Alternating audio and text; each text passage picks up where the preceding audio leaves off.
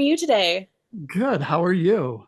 I'm good. I'm excited for this. I have two other podcasts after this, and I had that live this morning, so I'm doing a marathon today. Busy recording day. Yes, it helps put it all in one day. Oh, absolutely. Um, so I'm going to introduce you. This is Ron Shaw. He is an indie author and a fellow friend on the TikTok indie author community, and he is the author of a Purgatory series. So the first one is Echoes of Reckoning. Oh, okay. Green screen stole that. And then the second one is Broken Reflection. So sorry. And then I just got the Where Shadows Chase the Light. This is not a part of his purgatory. Oh my gosh. This is a collection of poems that he has. And I'm obsessed with this cover. The poetry is so beautiful in here. And so we'll get into all these books and talk to him a little bit more. But I'd like to start with, because you're obviously an author, writer, where did the love of writing start? I think it's one of those things that's always been with me. As far as I can remember, when I was younger, it was kind of that escape. I am a very, very introverted person. I am an introvert among introverts. Right. Uh, and for me, it was always imagining storytelling. Like I didn't really share them with other people, but I was always creating stories. Like even playing with toys, like I would create like background stories for them, making up what they were doing, how they were doing it. And then it developed into as I got into school and we got into the opportunity to do creative writing is when I started just making little short stories and it progressed and there was times when you get more into the academic writing, which is not my thing. Never Right. will be my thing.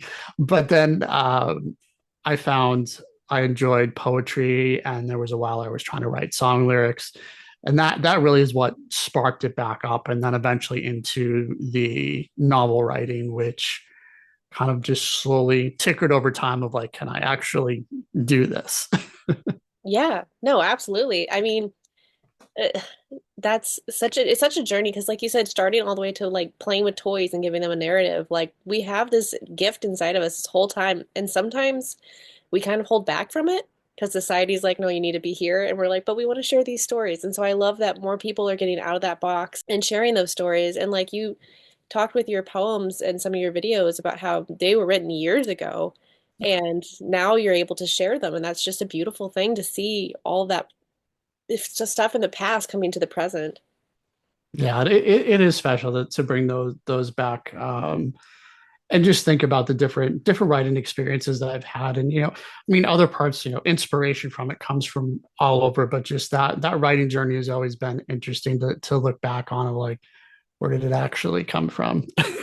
Right. Yeah. Well, and you see the growth of it. That's what I learned with my poems is because it took so long to put them all together, and I wrote them in high school, and then Yeah, I did illustrations, and so she took some time doing that.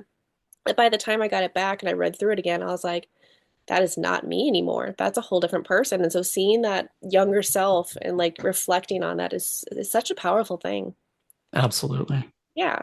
Well, before we get into the poem book, because I'm very excited to talk about that, let's talk about your Purgatory series. So, for someone who hasn't had the wonderful opportunity to read the Purgatory series, do you have like a quick little blurb or marketing hook that you'd like to throw in there to like get them interested?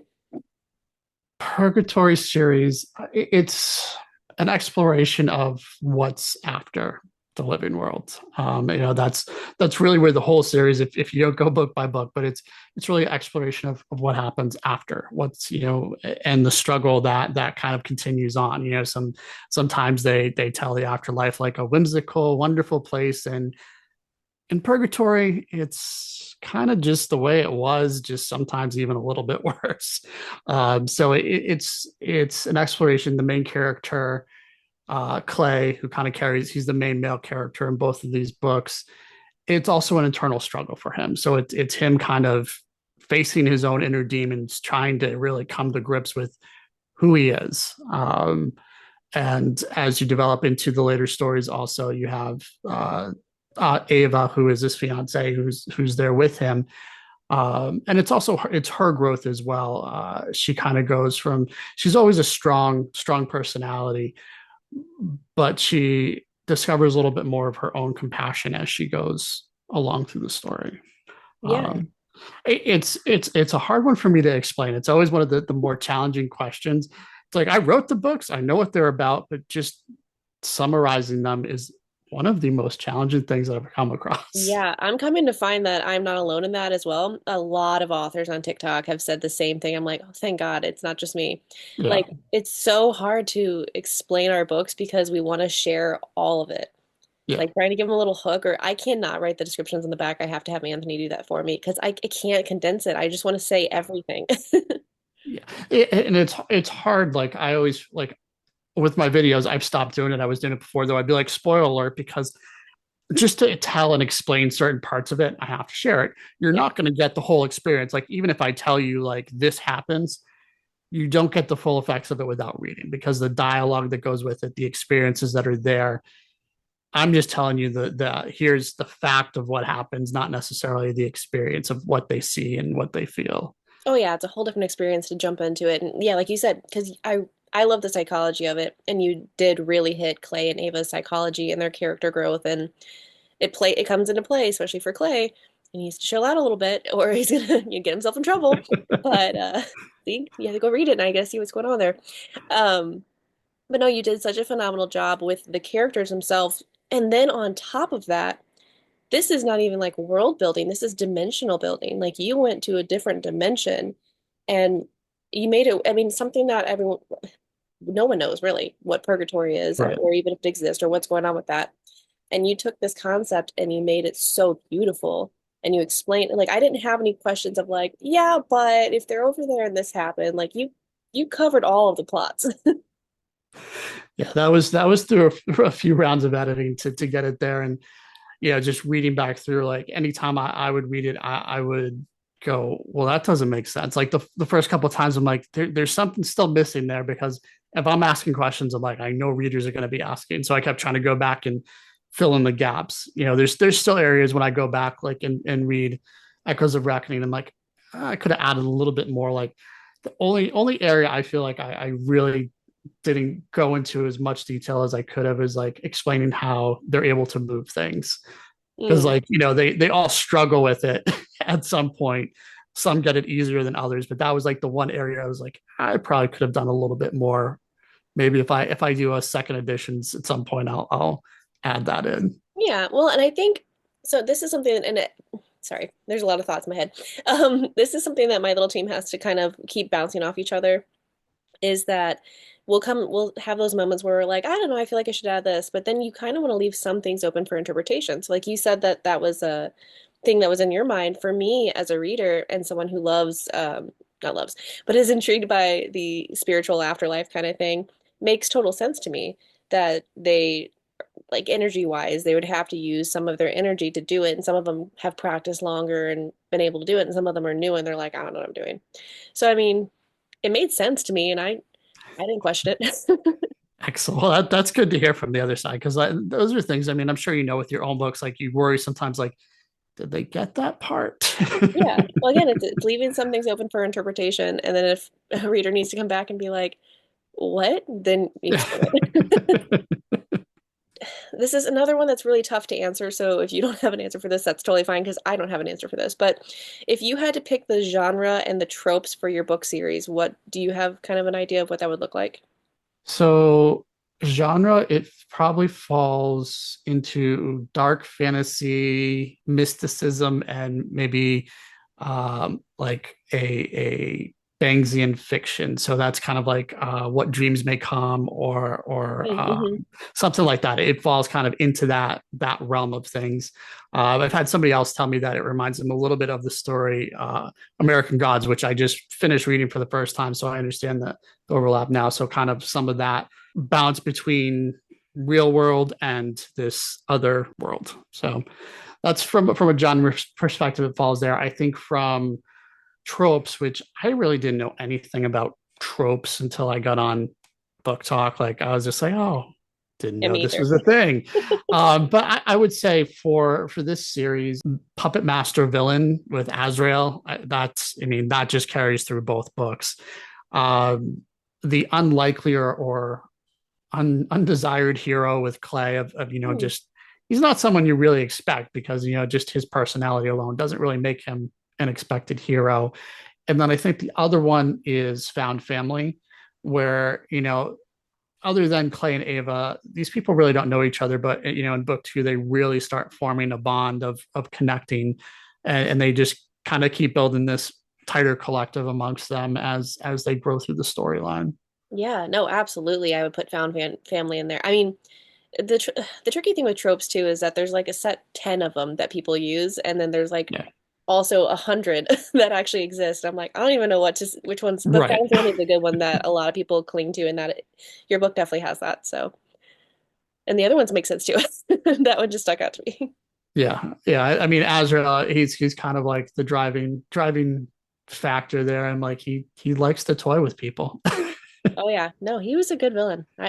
It's one of those villains you love to hate. He was fun to write. Yeah. Just the dialogue with him is probably some of the parts I enjoy the most when I'm writing. Is just his dialogue is always fun because of that just snarky personality that he has about him. I didn't ask this question ahead of time, but because you said that was some of the funnest parts to write was his dialogue, but explain. So you go into, because it's a different dimension, you go into like, I guess it's again the world building of designing all these crates. I don't want to give away any spoilers, so it's really hard to word this question. But because it's a different world, you have different dimensions. We'll say the mirrors. We'll just do the mirrors because that one's not Okay. really terribly a spoiler. But you create this room full of mirrors, and there's a bunch of stuff that happens in there that will be the spoilers. But it's just so fun that you created this whole other little world and dimension and magic in a sense. That I don't know if you want to go into that. That was really hard to say So without it spoilers. was the mirror. So the mirror stuff, the mirror realm, the mirror maze comes from I worked when I was my first second year in college. I worked in an amusement park during the Mm, summers, and one of okay. the things I did was monitor a mirror house that they had, and like always had little stories developing. I was watching, and I was just like, when I had the opportunity to bring that, I'm like, oh my god, that would just be fun to torture people with within the realm of the mirror houses because there's something some of them are spookier than others, like Mhm. especially when they're dark and only have lights reflecting versus the ones you can see back outside too. So just it made an interesting way to go through, and reflections are kind of the whole thing as you discover kind of later on about the symbolism with light and all of that, how it Mhm. brings in. So light mirrors and all kind of flowed together. Yeah. No, I love that. Well, and see, I'm finding there's so many layers to indie author books that I'm loving, and one of the things I'm finding because I've also written is that I put real life experiences into books, and now I'm starting to kind of catch that. So I didn't catch that you knew the mirrors thing as a real life experience, but it's just so cool to see, like, oh, that's something from his past. That's something that's a part of him. Is there any other big parts in there that came from another experience? So a lot of, especially with the first book, a lot of the character development is definitely self-built. A lot of the characteristics, and it's so I am like Jungian psychology. So there's the male aspect, the female aspect, and the shadow aspect of a person's personality, and that's kind of what. So Clay is my male personality, Ava is the feminine, and Azrael is the shadow. So it Hmm. kind of draws on those different parts of me as I was writing that. So I Yeah. could take those different personas and portray them in. And then the scenery for Chicago, I lived in Chicago for a number of years, and it was an opportunity to take some of my own exploration around the city and things that I enjoyed about it, like the blues music. That's because I love blues music. So I originally, when I wrote the chapters for Echoes of Reckoning, they were actually titles of blues songs, but it was just taking up too much space when I was doing it. So I just cut them down to just the chapters. So Yeah. it was a fun way for me to incorporate that in there. And there's certain things like where Clay gets hit by the bus. I'm not really spoiling because that's in the first few Right. pages there. That's actually the bus where I used to get on to go to work. So it was kind of like I used that normal route for myself in the morning and built that into it. Yeah. No, I love that personalities. That's beautiful and that just blew my mind. But yeah, I actually when you said the Chicago thing, I was wondering that I'm like, okay, either he has lived in Chicago or he really studied a map because he is detailing us through these streets like, okay, we're passing this place, we're going to this place. But you did such a good job because I've been to Chicago a handful of times, but you still gave me like a very a very good visual of where we're going, and so I could kind of see what was happening. Yeah, and even the bar in there, Crossroads. It's not the name of the bar, but it is a blues bar in Chicago that I used. Like it was one that I went and visited all the time. So it was just like it just kind of became the epicenter because it had that feel to it. Anyways, like something interesting could happen here. Yeah. Wow, I love that. See, and that just these little layers I love because it just makes the story more raw and beautiful, like seen into someone's soul versus just like I just put this out because I want money. Yeah, Like this is a whole other thing. It's so beautiful. Well, speaking of beautiful, let's jump really quickly over to your like again, your poem book because oh my gosh, I'm gonna stop doing this green screen thing. It looks pretty, but it's so annoying when I put up things. yeah, I'll It help you. is so beautiful. Thank you. Um, so yeah, I know I keep talking about the cover because I'm obsessed with like rainbows and the ethereal look and stuff, but the poems themselves are also extremely beautiful. There's so much emotion in those. You've already gotten a bunch of feedback and reviews on these, and so let's dive into this. It just came out April 1st, right? Yes, so very fresh. And like we had talked about earlier, these are back from your teen years, or is it more early 20s, or is it kind of everything? There's a couple that trickle back to the teen years. A lot of it goes from early to late 20s. Yeah. And so was this kind of just like randomly you feel like you needed to pour your heart out on a subject, or did you have a stint there where you just wanted to write poetry? I would just write. I always kind of kept a journal going, and I would just write. And poetry, just at that time, was where it was at. It was during a challenging relationship slash marriage, and that's where a lot of it kind of dumps out from is just kind of the feelings I was having as I was going through that, and just feelings of life in general. I just kind of drew, and that's it was my way of kind of releasing all of that. Yeah. Well, and that's what I find poetry to be very, very therapeutic in those situations. A lot of mine is just because it's from trauma. I say trauma with quotations. It's from trauma. Um, and but it's getting that feeling out of your soul Right. even for a second. So like that's what it was for me with writing. And then Talitha has all of her poem books too. And so she said the same thing. And so I think it's a collective thing that just writing it and getting it on paper and out of your head really does help. I mean, therapists even say it too. So Yeah. we're on to something. But yeah, you can tell in your poems they are so raw and beautiful, and I'm sure there's some that will really hit people exactly where they're at, and that's what they need at that moment. And so yeah. Is there a poem in there that you would like to read, or did you? Sure, I can do one. So I will do this one. This one is Embers of Eden. It's very short. Drunken mind of the innocent, lost ship at sea. The moon rises above Eden tonight. Dance naked by the embers, watch the world fade. $21 in a paperback. Not much more to say. I love that one. I mean, I loved most of them. I actually was trying not to comment because I had the Word doc version. I was back in a beta reader stage, and I was trying not to comment every single one and be like, I like this one. I like this one too. No, these were beautiful, and yeah, poetry is like I could do a whole podcast on poetry, but you did such a good job with these. And well, what made you finally decide? And you might have said this in a video, but what made you finally decide to put all these poems into a book and publish it? I think I was just wanting this to see. Now I had read a couple of them on TikTok, and people were like, "Oh yeah, I would read that." I'm like, Hmm. "Really?" It was shocking to me because it's also made me feel much more vulnerable Yeah, because the books they're fiction. Yes, there's parts of me in it, but it's fiction. It's not really as connected. Where these are as close to my words as I can get, to my experiences as I can get. But as I was doing these, I would just go and I was trying to find content, and I'm like, oh, I've got these old poems that I wrote. Like, let's read them and see what people have to say about it. And the more people got encouraging, I was just like, okay, I'm gonna do it. right. So then I just kind of went through like, this is probably small subset of what I have written, but these were the ones I felt were kind of the best to put into a collection together. And I was just like, all right, let's see what happens with it. And I think I've been shocked at just the response. It, it, as a writer, you doubt your own writing sometimes of like the Mhm. impact it has. When people are commenting that it's like touching them, and I'm like, okay, I didn't, it's just one of those things where it's like these things have just been around for so long and just different feelings and emotions. Even when I read them, sometimes I'm like, I don't remember writing it, but I know I wrote it because I've got the paper version when I wrote it. Yeah.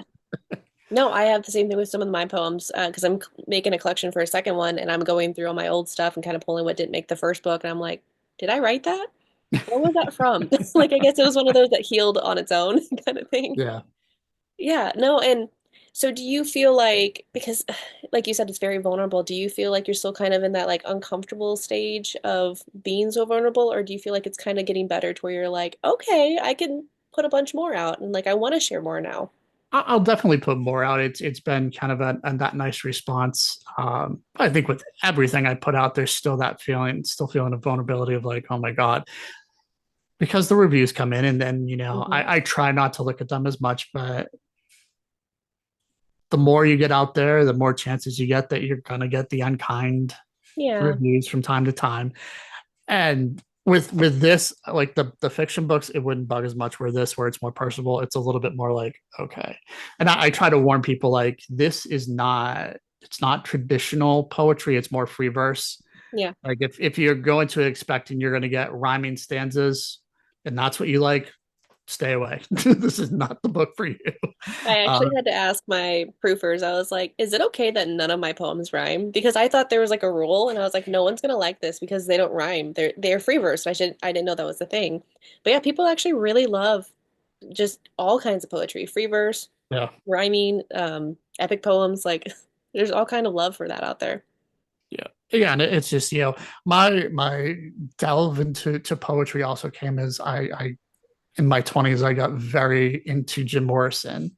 And most people know like from the music side for the Doors, but people don't realize that he has books and books of poetry, Hmm. and it was fascinating to me the way he wrote. So like some of my earlier styles kind of mimic a little bit of the way he wrote, and then I kind of that's where I found my own style. I just kind of mimicked until I figured out, oh, okay, I kind of get the ideas here, and then I just took off in my own directions. Yeah. No, we're glad you did that because this is a big step for you too, as an author, because getting any book out there is very vulnerable, and yeah, the reviews will come in, and you just have to keep reminding yourself, or at least that's what I tell myself is it's not everyone's cup of tea. I mean, there's Right. definitely books I've picked up and I don't like, and it's not that it was the author's fault. I just didn't like the storyline or the genre. Just Yeah. personal preference. Yeah, that's also why I with arc reads I've kind of limited the arc reads that I do just because I've gotten a couple here and there, and I'm just like I don't want to leave bad reviews to someone, Hmm. and I'm like some of the books I'm like okay, thank Yeah. you. I always feel terrible because I mean we are indie authors and I am not perfect with editing or well I try to be as perfect as possible, but like I do feel bad when I think there was like maybe like one or two things in your book I was like, hey, there's just a period here, like things that happen. It's a full book, it's gonna happen. And I always feel so terrible saying it though, but I'm like, but I would like if someone told me that there's like a period in a place it shouldn't be. Yeah, Yeah. absolutely. I don't mind that type of feedback, and I wish that was like some of the arcs that I've read. They need help. Right. And I don't want to be the one to disappoint. Like that's just Yeah. like I want to give them fair feedback, but at the same time, it's like, and to be fair, there was probably only two that were like this. It was just I almost to a degree thought that it was dumped into a AI system and Mm, written that way just because of the way it was very mechanical, and people yeah. most people don't write mechanical. Like Yeah. even if you're still learning, it just was too structured to a point of I'm like, okay, what's going on here? And readers will catch on to that too if it was written that way. Yeah. Yeah. Well, and it's a delicate thing too especially for like a first time author, that's so hard to be like, so you have a lot of errors, but like you're new and you're doing it by yourself and it's fine and it's okay. And that's why I love this community because we can all bounce it off each other and be like, so you messed up. Yeah. Well, we'll fix it. And guess what? You can upload a new one. Right. Yeah. And I mean, that's, I've taken the books as a learning process. It's just kind Yeah. of like each one I learn more about my writing process, my writing styles, and what not to do that I've done in the other books. Oh my goodness. Well, you have a great foundation for, I mean, the first, second, even the poem books, like you have a great foundation that I can't wait to see book number 10 from you. It's going to be like J.R. J.R. What am I saying? Tolkien. I can't say words today. It's going to be really, really good because you did such a great job writing style and everything with both books, and I can't wait for the third one. Um, because I know I'm right at the end. I'm waiting for it. So we kind of already talked about this, but I didn't know if there was any other writing projects that you have going on. I know you're working on the third book for the Purgatory series, and is that the last one? Yes. Okay, Well, I'm hoping for now. that's the last one. I have, probably 5 to 6 other book ideas that are in there spinning around that just need me to put the attention to them. But and I was actually going to jump to another book, but I got to the end of Broken Reflections, and Ariana, the character in there, was screaming that she needed her own stuff. So I was like, okay, she's got to get her book now. I love her, and I'm so excited that you added to her because I probably would have been one of those readers like, can we have one for Ariana? Yeah, she was a kind of a surprise development, and it just like once I got done Broken Reflections, it was like her storyline was the one that it just needed to continue. Like I'm not done with her just yet. Hmm.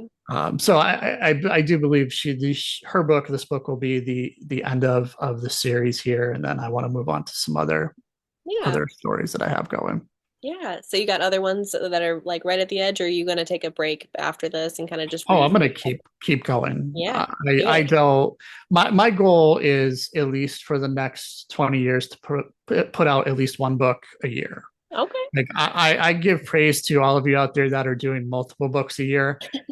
My brain cannot process that fast. Like with the stories, I'm like, I wish I could. I would love to get more out, but it's just in once I get to the editing process, it slows me down. I can write the book itself, like I did book 3 here. I wrote the first draft in a month and a half.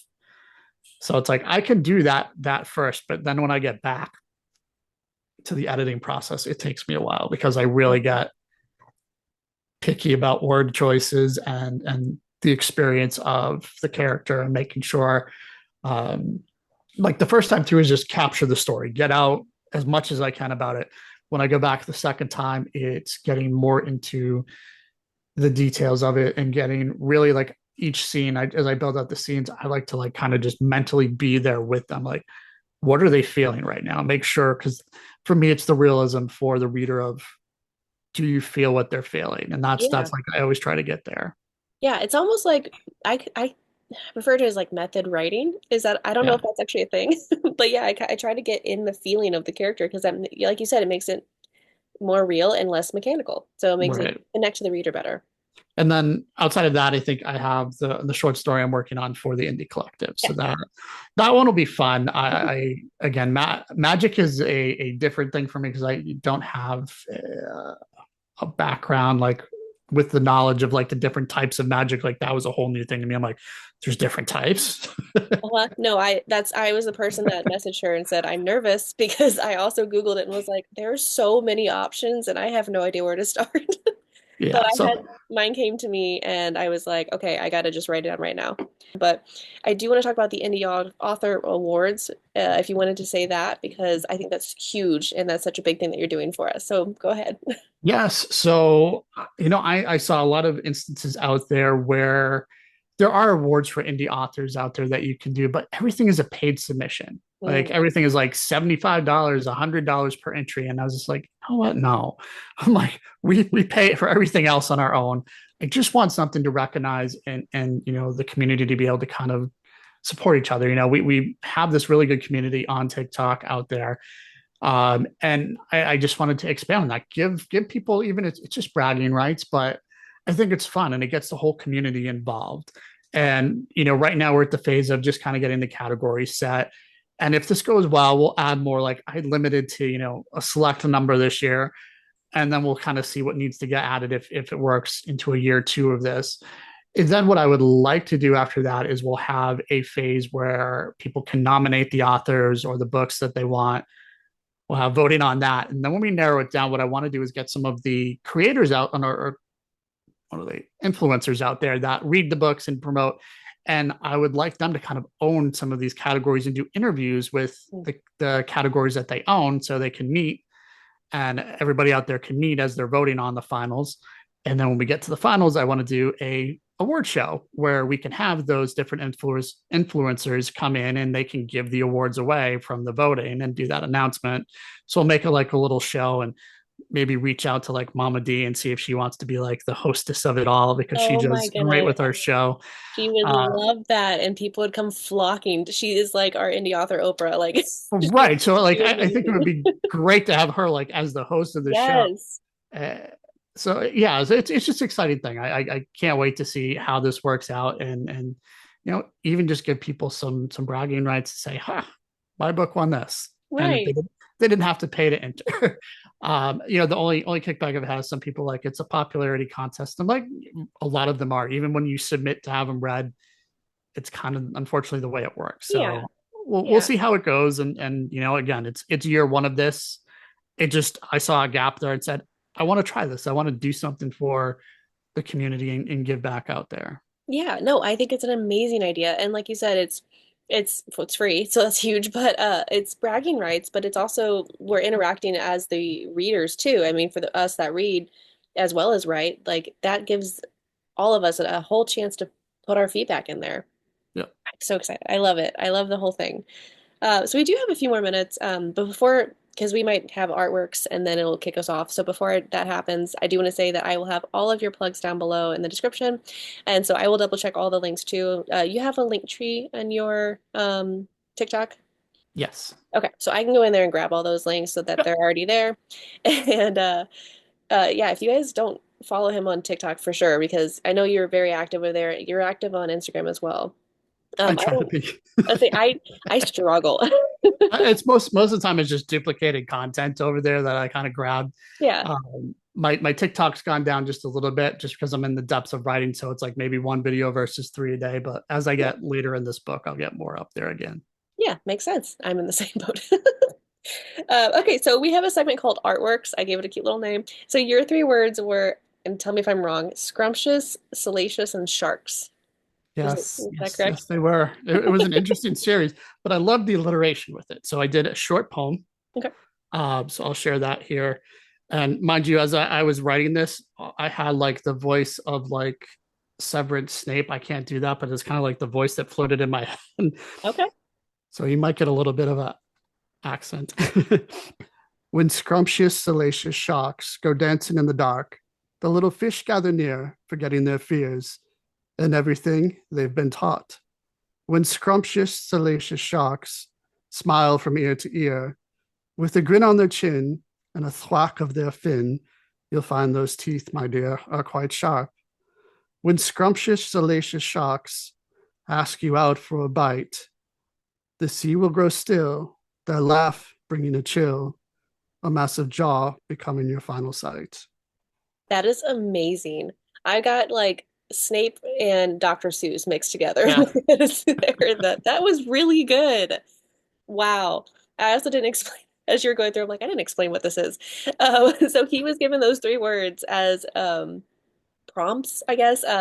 They were random three words sent in by someone on TikTok. And so I'll randomly ask, like, I just need random three words. And you send those in. And then I give it to the podcast people ahead of time. And then they make something art related out of it. So he took made it into a poem. And that was very beautiful with those three words. Congratulations. That's huge.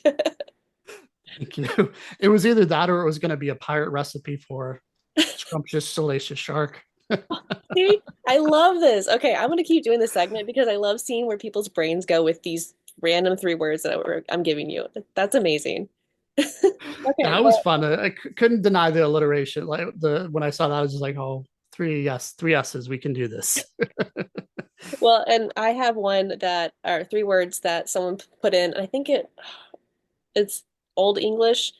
They're words that aren't used nowadays, and everyone I give to, they're like, "No, I don't want those," so I give them Oh, a different one. So someday they will see their light.